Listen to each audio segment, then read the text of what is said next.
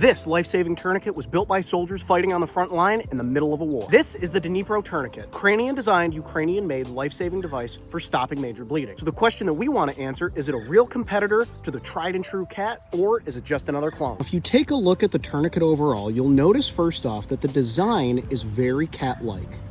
Similar form factor, similar size, but there's a few distinct differences. The first thing that I noticed right out of the box was that this has a heavily knurled, easy to grip metal windlass. This windlass is super strong no matter what you do. This is not going to break under pressure. Now on a cat tourniquet, in order to secure your windlass following initial application, you have a C-clip up here.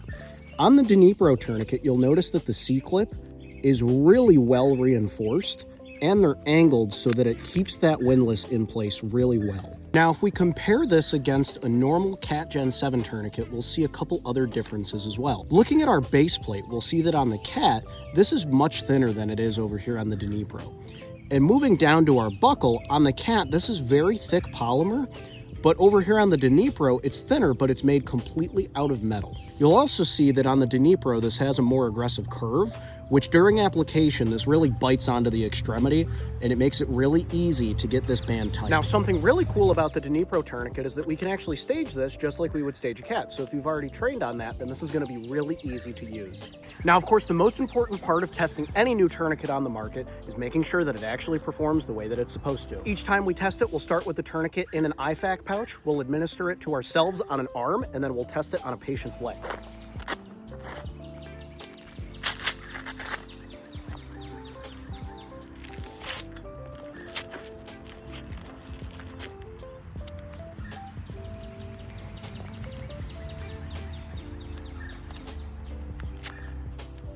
Now that it's been applied to an arm, I've placed a pulse ox so we can see if we've actually occluded blood flow downstream.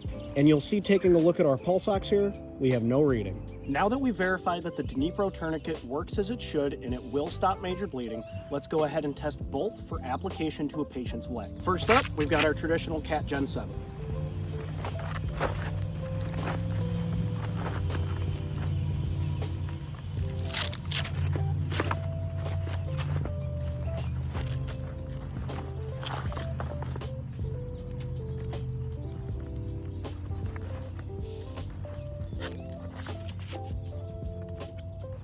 Next up, we have the Dnipro.